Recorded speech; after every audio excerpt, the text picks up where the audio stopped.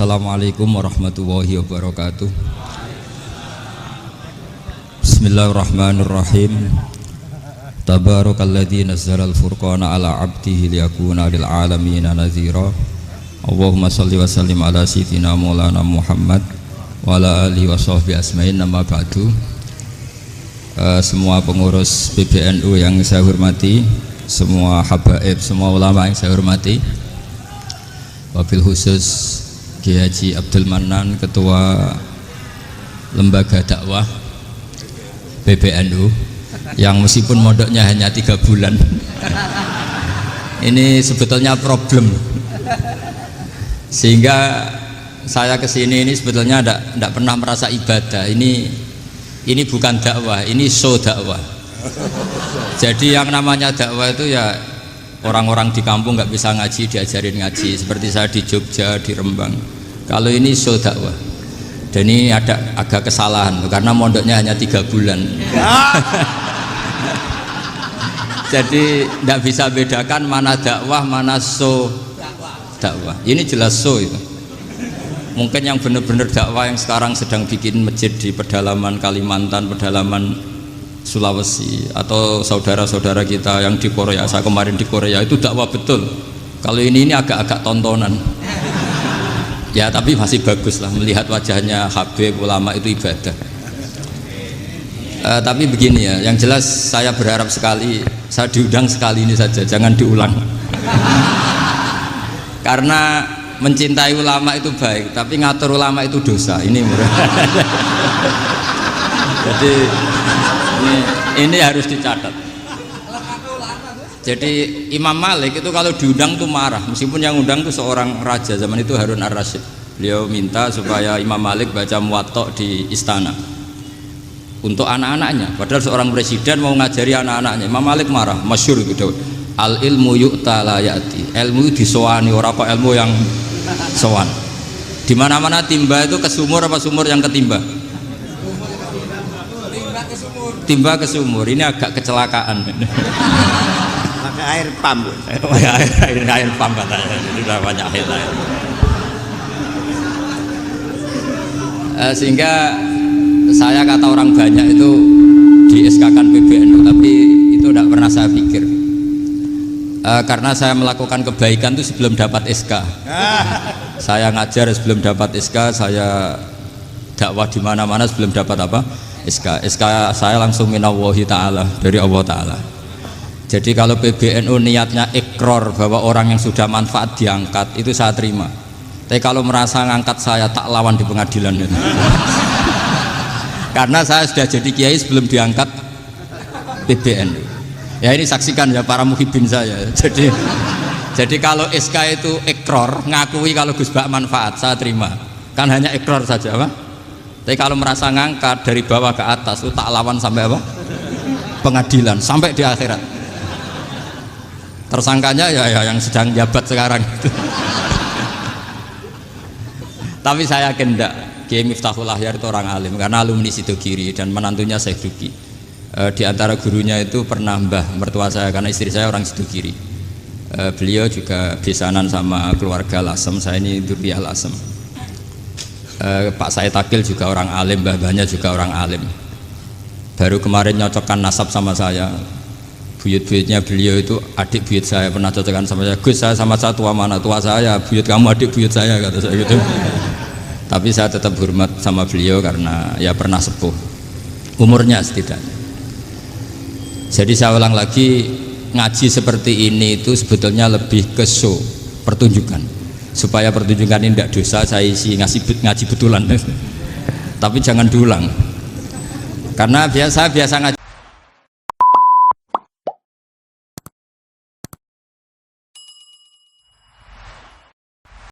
rutin. Saya di Jogja tafsir Jalalain sudah juz 23, pernah khatam hikam, sekarang Nashihul Ibad separuh.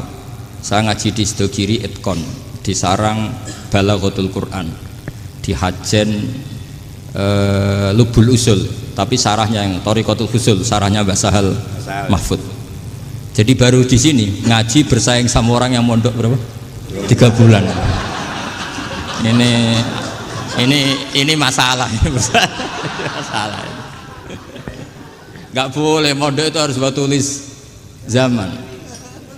Tapi ya tidak apa-apa, mungkin laduni ya. Jadi kalau mondok cepet itu kemungkinannya apa? Laduni. Begini, tapi saya tertarik apa yang dikatakan Kiai Haji Abdul Manan tadi menyangkut kalimat tauhid. Saya ngaji di mana-mana bilang, kalau ngaji itu yang tahqiq itu detail. Detail itu bahasa Arabnya tahqiq. Jadi kita misalnya berpikir secara jernih, orang yang kafir 70 tahun itu pasti menjadi muslim karena melafadzkan la ilaha illallah. Dan itu bi ijma'il ulama. Semua ulama mengatakan demikian. Saya ulang lagi, itu bi ijma'il ulama. Karena mansus di Quran ada ayat kulil ladzina kafaru iyantahu yughfar lahum ma qad salaf.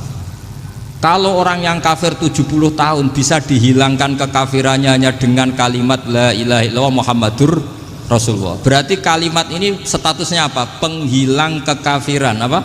Penghilang kekafiran. Lalu ada kelompok yang mengatakan gara-gara kalimat la ilaha illallah dan pegang patok nisan itu orang menjadi kafir. Ini kan jadi paradok. Lafat yang kita statuskan sebagai penghilang kekafiran dengan lafat yang sama orang menjadi kafir. Itu nggak ketemu nalar.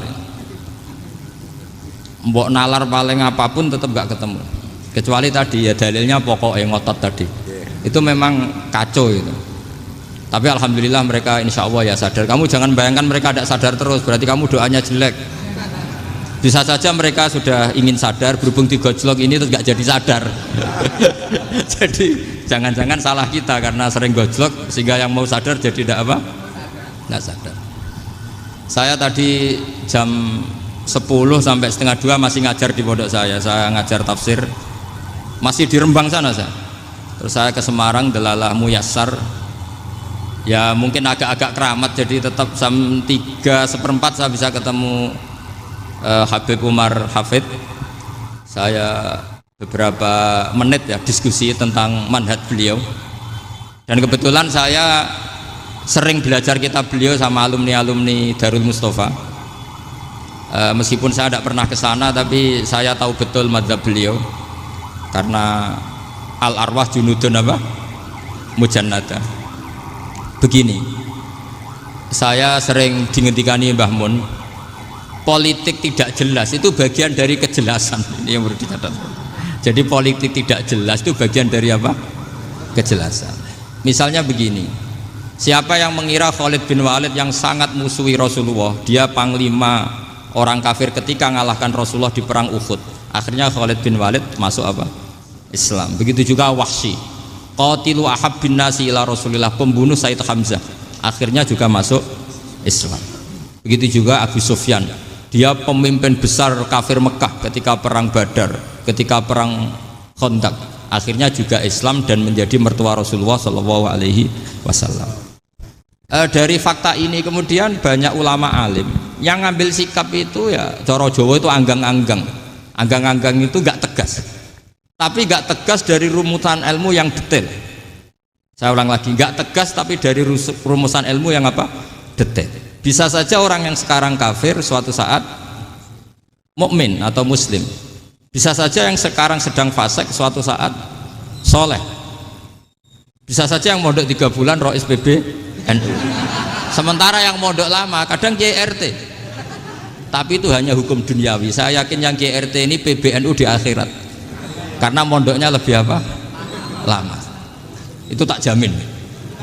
Saya juga berencana mimpin NU di akhirat saja, bukan di dunia. Makanya saya mohon SK itu berakhir muktamar mendatang. Karena saya sudah kiai sebelum diangkat. Makanya saya ulang-ulang, kalau pengangkatan itu niatnya ikror, saya terima. Tapi kalau niatnya ngangkat, tak gugat di pengadilan. Ini tidak guyon, ini betulan itu. Ya, tapi ini hanya guyon saja.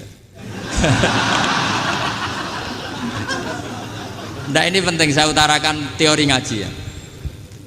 Ini saya bacakan naskah asli Sayyid Umar Hafid supaya Anda dapat barokah beliau. Karena beliau selain alim allamah, muridnya Habib Salim, juga beliau pernah ngaji kutub Sayyid Abdul Qadir Segaf di Jeddah. Juga beliau sering istifadah di beberapa kiai. Ini saya baca teks Arabnya, kemudian saya terjemah. Bagi yang tidak setuju pemaknanya bisa gugat, karena saya baca Arabnya. Yang nggak setuju pemaknanya bisa gugat, tapi tak jamin kalah karena saya paham betul teksnya maknanya seperti itu. Logikanya tadi ya, ketika Rasulullah ngambil sikap tegas kepada Qatilu Hamzah yaitu Wahsy, dan ketika Rasulullah ngambil sikap tegas pada orang-orang yang mengalahkan beliau di perang Uhud, kaifa yuflihu qaumun fa'alu bi anbiya'ihim hakadha, bagaimana mereka jadi orang benar atau orang yang dapat kebahagiaan kalau mereka perlakuannya seperti Nabi seperti ini, yaitu Nabi sujja wajhuh masyhur wa kusirat ruba, ya tuh Nabi itu wajahnya terluka, gigi serinya tanggal. Orang-orang seperti ini tuh nggak akan bejo kalau orang Jawa, nggak akan falah. Tapi apa yang terjadi? Allah menurunkan ayat laisa laka minal amri syai'un aw yatuba 'alaihim aw yu'adzibahum.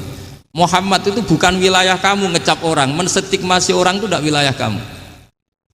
Saya bisa saja mengampuni mereka atau menyiksa saya itu atau menyiksa mereka itu wilayah saya, kata Allah.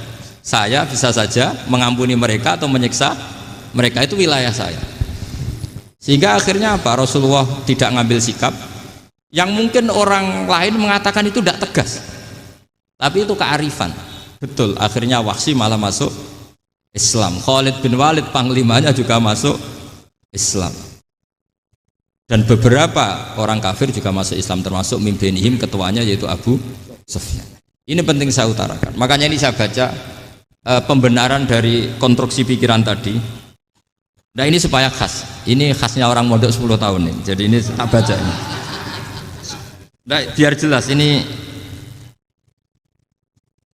nanti tagnya persis ya, tidak saya rubah. Ini di kitabnya Habib Umar Hafid, namanya itu Taujihun Nabi Limardoti Bari. Kalau diterjemah ya mengarahkan orang yang sadar, Nabi itu orang yang sadar ya, sampai ini termasuk orang yang sadar, Limardoti Robbi, menuju mendapat ridho Tuhan atau Allah Subhanahu wa Ta'ala. Saya baca tagnya ini di halaman 179.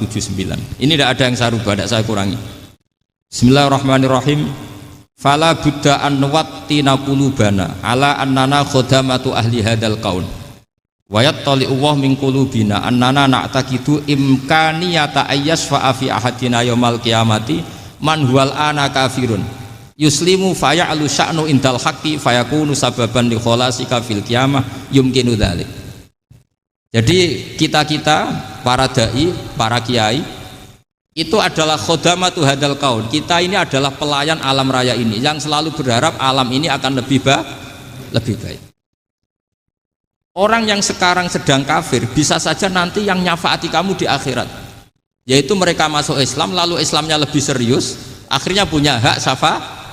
Sementara kamu Islam mulai kecil tapi biasa-biasa saja seperti ini, mulai dulu ngaji terus sama Ki Abdul Manan, nggak pernah yang ngisi ngaji, itu artinya nggak ada perkembangan. Makanya saya nggak ingin ngaji lagi karena saya ingin perkembangan Anda nanti tukang mengisi, bukan yang diisi. Kalau saya nanti ngaji lagi di sini, artinya Anda kalau tetap mendengarkan itu tidak ada perkembangan. Pantas saja semulang Gus Bahak sampean sing ngaji. Sekali-kali ada perkembangan, saya ngaji sampean yang mulang, itu bagus ya. Meskipun itu perkembangan yang menyesatkan.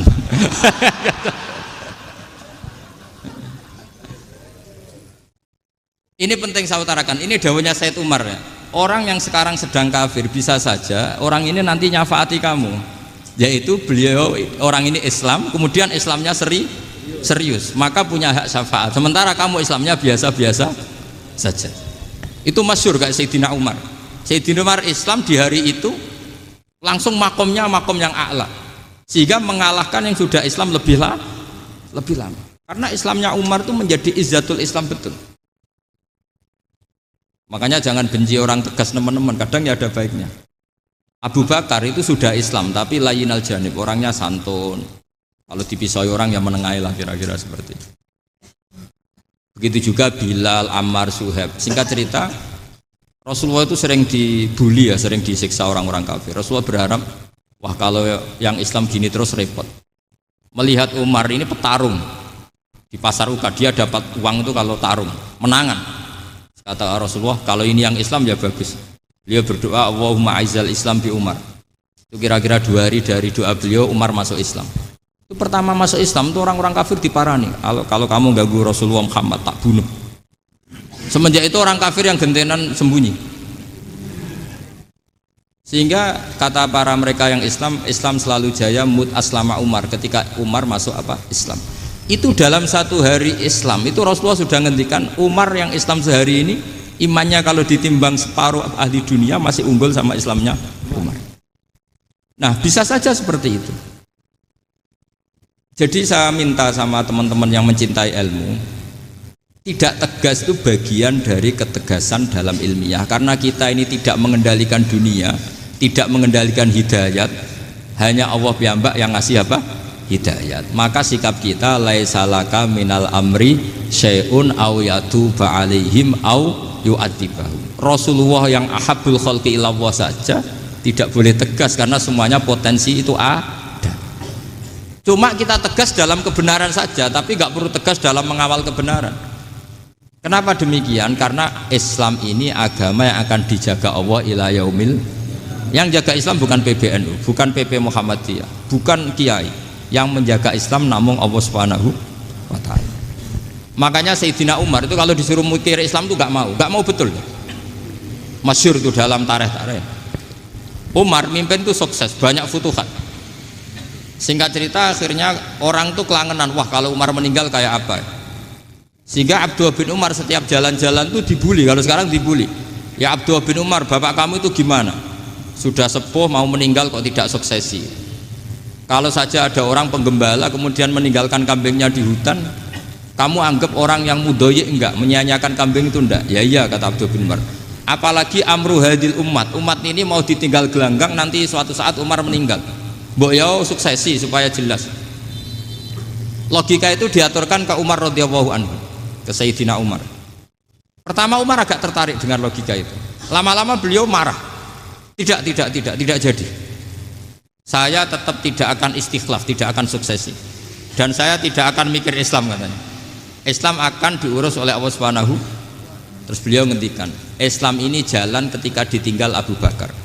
Bahkan ketika ditinggal ahabbul khalqi ilallah, akramul khalqi indallah, yaitu Rasulullah Muhammad sallallahu alaihi wasallam. Coba Islam dulu dipimpin Abdul Qadir ketua wali, dipimpin Wali Songo, dipimpin orang top-top. Sekarang dipimpin mondok 3 bulan jalan. Karena Islam yang ngatur Allah Subhanahu wa ta'ala. Jadi ini penting. Loh coba ustadz tuh banyak yang nggak bisa ngaji loh. Tapi ya laku ya nggak masalah. Loh saya kemarin di Korea seminggu. Itu TKI jadi khotib, ada yang jadi mufti, ada yang jadi suriah. Itu ada yang di sana jadi suriah, pulang ke kampung angon kambing lagi. Loh itu teman saya kenal.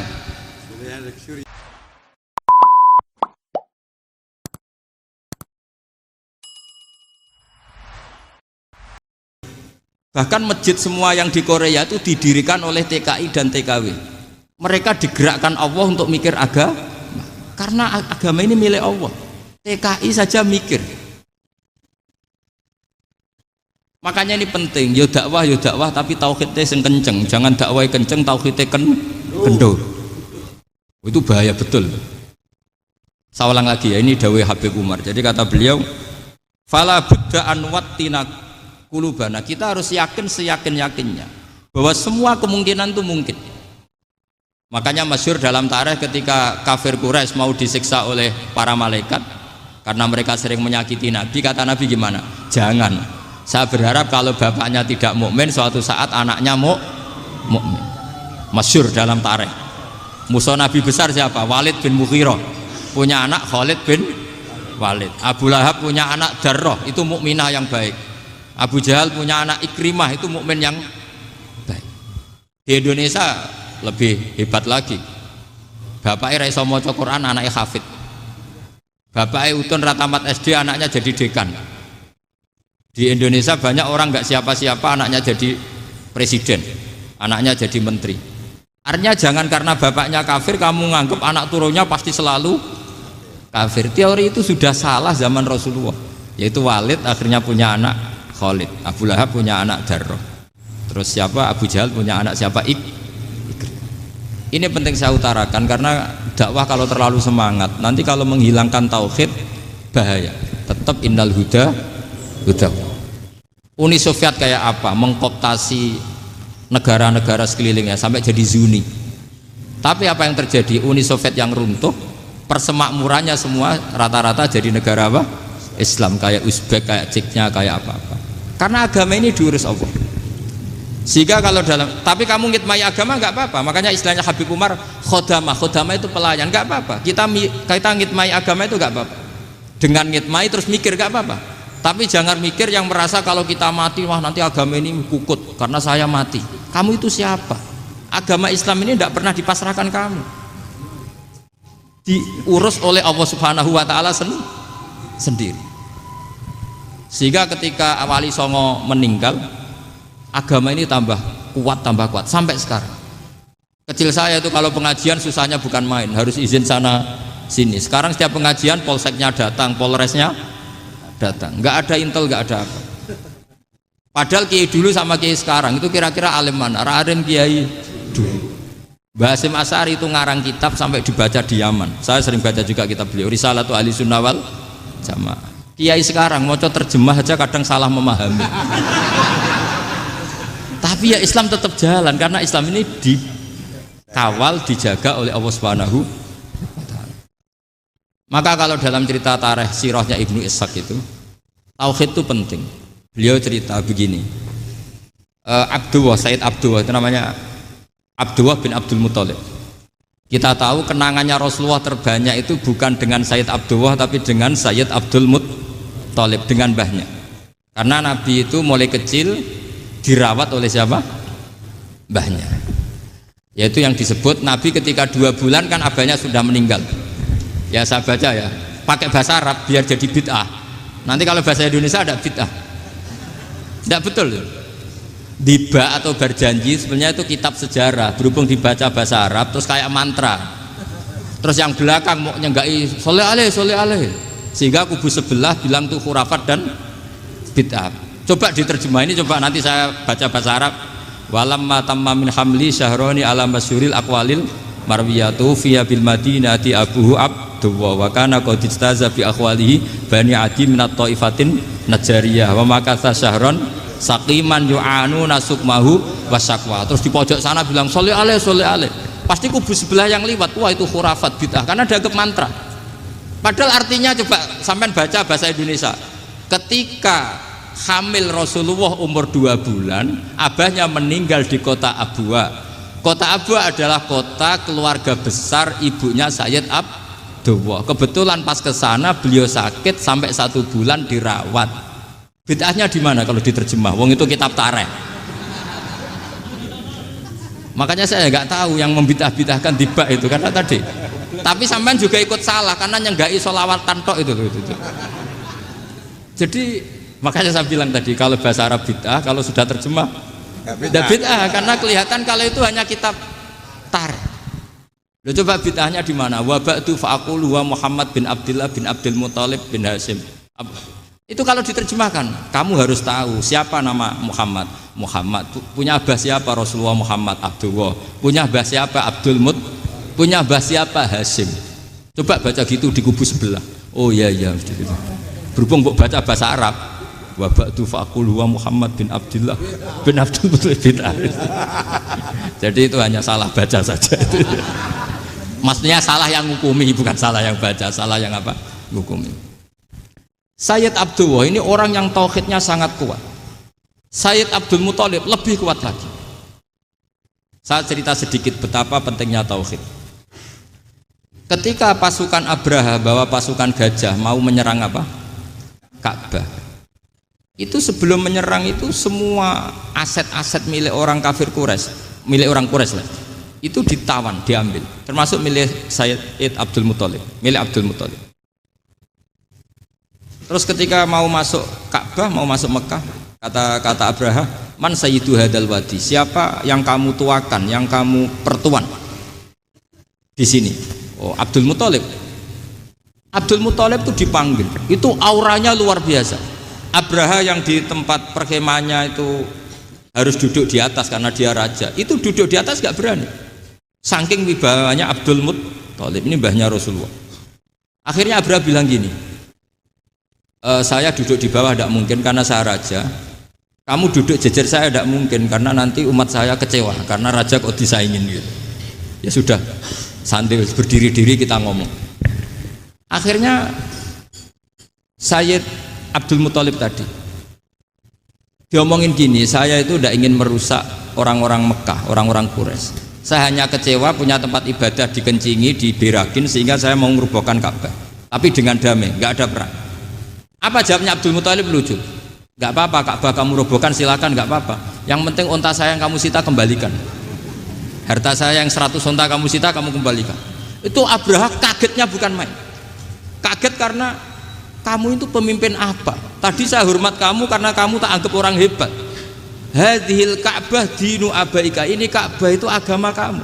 Pas saya hancurkan kok kamu tenang-tenang saja. Padahal pas mau saya hancurkan kamu tenang-tenang saja, malah tanya unta kamu itu gimana? Apa jawabnya Abdul Muthalib?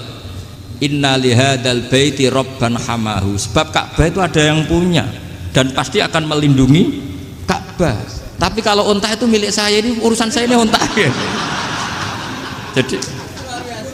Jadi inna lihadal baiti robban hamahu itu tidak milik saya, itu ada yang punya. Ya sudah, biar yang punya aja yang jaga, itu tidak urusan saya. Akhirnya unta dikembalikan, aman deh, untung double. Terus akhirnya dia ke Ka'bah, fa'akhudha bi halaqatil bab, karena dulu apa itu halaqatil bab, karena dulu itu yang dipakai apa itu pegangan itu bentuknya apa, bulat, makanya diistilahkan halaqah apa, bulat. Kalau sekarang halaqah ilmiah itu seminar. Tidak. Halaqah itu buruhi lain lagi. Ya. Pegang terus bilang gini, kata Abdul Muthalib, ya Allah, Ka'bah ini mau dihancurkan oleh Abraha. Ka'bah ini milik kamu. Saya mau ke gunung, mau melihat apa yang kau lakukan terhadap orang yang mau merusak Ka'bah. Terus Abdul Muthalib bilang ke umatnya, waya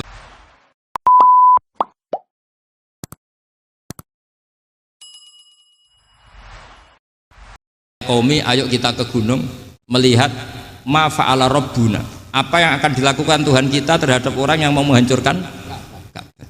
Jadi santai saja, santai. Terus Abdul Muthalib naik gunung sama orang-orang Quraisy.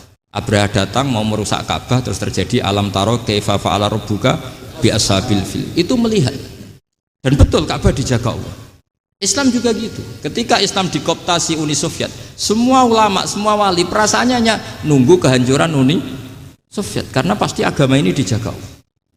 Saya setiap sholat, setiap munajat, ketika baca Rabbana lakal hamdu bil samawati wa mil'ul ardi. Dulu saya iskal itu janggal. Ya Allah, engkau zat yang layak dipuji, yang pujian itu memenuhi langit dan bumi. Pikiran saya kalau bumi ateis itu mujinya kayak apa?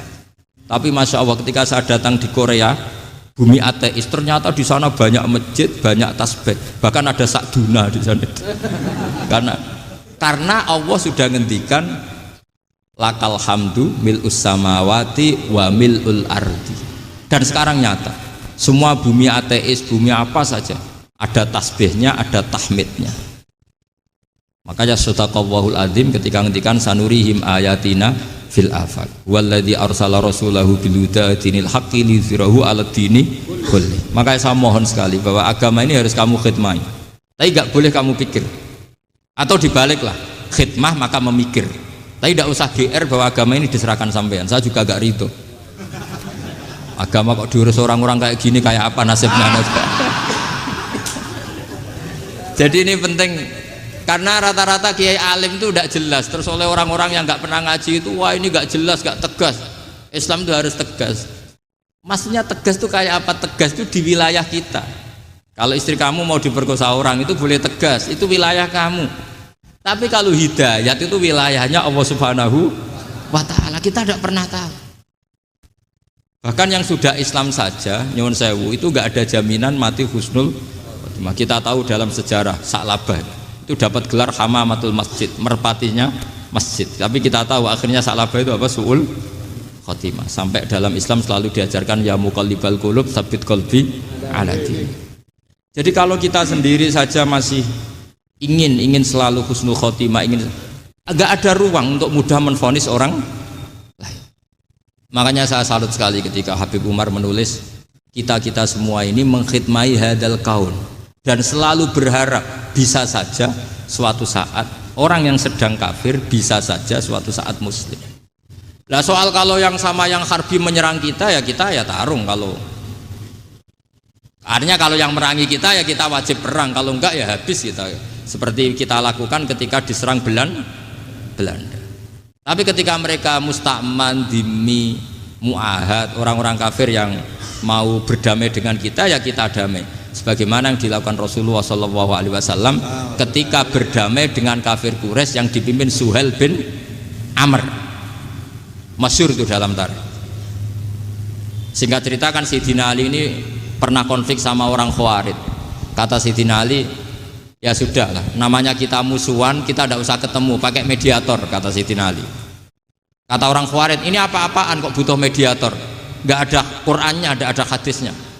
Kira-kira kalau Pak Sayyidina Ali orang Jawa, nggak ada apa tidak tahu. Walhasil Sayyidina Ali akhirnya baca ayat, wa in khiftum shiqaqa bainihima fab'atsu hakaman min ahli wa hakaman min ahliya. Jika suami istri tengah konflik, maka yang keluarga suami kirim mediator, yang keluarga perempuan juga kirim. Terus kata Sayyidina Ali, wa amru ummati Muhammad a'dhamu min amri rajulin wa imra'atin. Kalau suami istri saja ketika konflik butuh mediator, apalagi ini kelompok besar pasti lebih butuh mediator.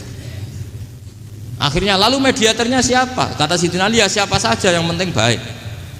Ditunjuk seseorang, diprotes sama orang Khawarij, ini orang nggak kredibel. Oh, terus Sayyidina Ali marah-marah. Rasulullah itu pernah berdamai dengan orang, bahkan orang itu kafir, yaitu Sulhul Hudaybiyah. Nabi itu berdamai dengan orang yang bernama Suhail bin Amr, ketika itu kafir. Makanya ini menunjukkan bahwa musolahah ma'al kufar itu boleh demi kelangsungan bernegara, berbangsa. Kamu tidak usah meragukan reputasi NU. Ketika dulu kafirnya kafir harbi zaman Belanda, ya Mbah Hasim fatwa apa? Jihad. Jadi jangan kira tidak tegas, kita tegas sekali, justru kita yang punya masa lalu tegas. Tapi kepada siapa dan dalam konteks apa? Paham ya? Terus ini penting sekali untuk dijernihkan. Ini saya baca berikutnya nanti, tidak supaya tahqiq. Saya syukur sekali, saya tadi sekaligus minta ijazah sama Habib Umar, dan memang saya ngaji ini lama sama teman-teman alumni Yaman, cuma belum pernah ketemu mu'alifnya. Tadi saya ketemu minta ijazah itu dan beliau senang sekali, bahkan sempat bikin tulisan di kitab saya ini. Sama tidak perlu baca, karena kalau bisa ya biasa, kalau tidak bisa malu ya sudah, tidak usah baca. Sudah. Terus ini kata beliau, ini masih saya teruskan. Nahnu min hadhil intilaqah naktasibu thabatana wa quwwata yaqinina wa illa fa fil ardi mu'aridun wa muntaqidun wa mukhalifun min akhyarin wa asyrarin sholihin wa fasikin muslimin wa kuffar. Kalau kamu punya satu metode ilmiah, metode dakwah, kamu harus siap, karena pasti ada yang menentang. Yang menentang itu ya mulai orang soleh, tidak soleh, orang macam-macam. Jadi kalau sudah punya manhaj, memang dari awal harus siap apa? Ditentang. Jadi misalnya PBNU punya kebijakan apa, ya sudah siap saja dibully. Itu pasti itu, karena nggak ada manusia semua suka, semua benci. Kata beliau, anta in kunta fi syakkin min hadzal maslak wal manhaj fattabi man syi'ta wasaha angka ghaniyah wa in kunta ala yaqinin annahu al huda wa mirasun nubuwah wa annahu haqiqatu tarjamatil ahdi ma'rab fala tata'atsar min kalami ahadin yakunu mangkana. Jadi intinya kita mengawal Islam secara rahmatan lil alamin itu justru kita berharap menjadi simpatik dan menjadikan mereka menjadi nopo Islam. Jangan ketika simpatik dianggap gak tegas. Saya masih ingat betul dawuh Mbah Mun, hak sekseni, kata beliau. Saya masih ingat kalimatnya, sekseni. Aku ra tegas itu berdasar ayat laisalaka minal amri syai'un aw yatuba alaihim aw yu'adzibahum. Karena potensi sosial itu bisa rubah. Orang yang sekarang kawan kamu bisa saja suatu saat jadi musuh. Yang sekarang musuh kamu bisa saja suatu saat jadi kawan. Terus kamu ngambil sikap tegas dalam sesuatu yang nggak stabil seperti ini, lalu tegas itu kan nggak pada tempatnya. Makanya yang seperti ini kata Allah pakai asa itu menawa. Asa wahu ayyaj'ala bainakum wa bainal ladzina ataitum minhum mawaddah Bisa saja orang yang sekarang musuhan dengan kamu suatu saat dijadikan mawaddah. Kamu udah mawaddah itu saling mengasihi. Kamu udah usah tanya, wallahu qadir kata Allah, karena Allah mampu. Jadi dalam hukum-hukum sosial Allah seringnya bilang apa? Asa. Misalnya wa asa an takrahu syai'an wa huwa khairul lakum wa asa an tuhibbu syai'an wa huwa syarrul lakum. Karena masalah sosial ini semuanya asa, yang pernah tahu siapa?